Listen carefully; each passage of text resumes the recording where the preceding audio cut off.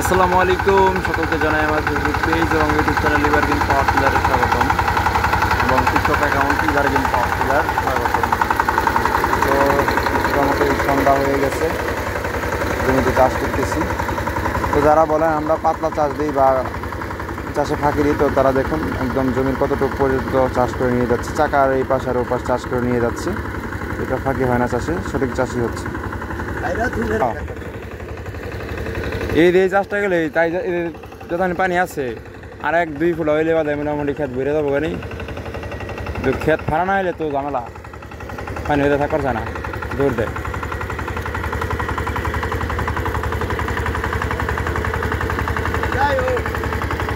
হ্যাঁ,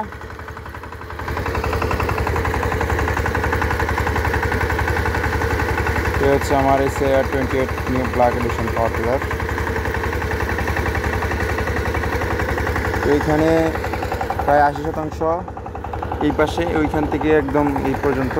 তো ওই যে মাচাটা দেখা যাচ্ছে, তো মাচার ওই পাশে পূর্ব পাশে আছে 80% জমি।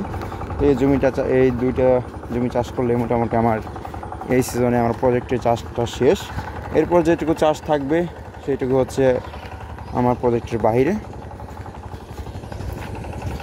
তো ছাতা নিয়ে বের হয়েছি, যেহেতু বৃষ্টি, সেই জন্য ছাতা ছাড়া বাইরে বের হওয়া অনেক কঠিন, মানে বের হওয়াই যায় না।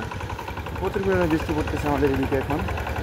মানে বৃষ্টিটা কেমন যদি বলি, বৃষ্টি হচ্ছে কিন্তু পানির বা জমিতে পানি বাঁধার মতো কোনো বৃষ্টি হচ্ছে না, একদম গুড়ি গুড়ি বৃষ্টি হচ্ছে। তবে যেটা আমার মানুষের পক্ষে একটা ভোগান্তি বলা চলে, এরকম বৃষ্টি যেটা মানুষের ভোগান্তিতে ফেলে, এরকম বৃষ্টি হচ্ছে আর কি।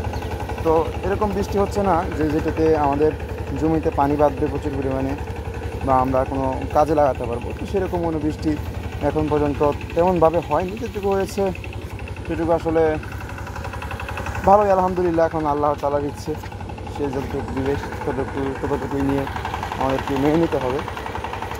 যা হোক, এই জমিতে চাষ করব।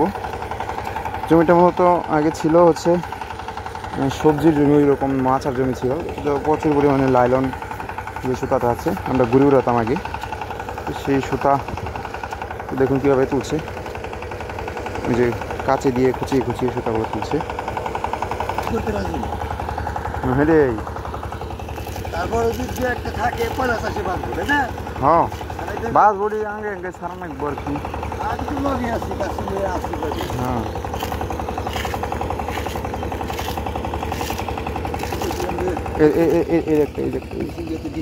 এই যে হ্যাঁ,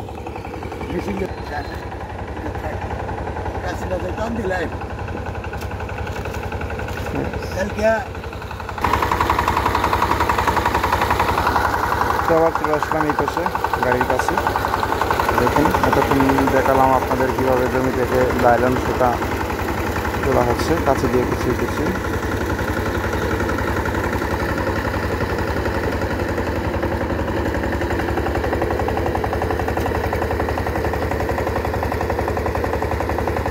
তো অনেকে কমেন্ট করতে পারেন যে জমিতে মাটি উঠছে না, এভাবে চাষ করলে জমি কৃষকের অনেক ক্ষতি হবে, এই সেই।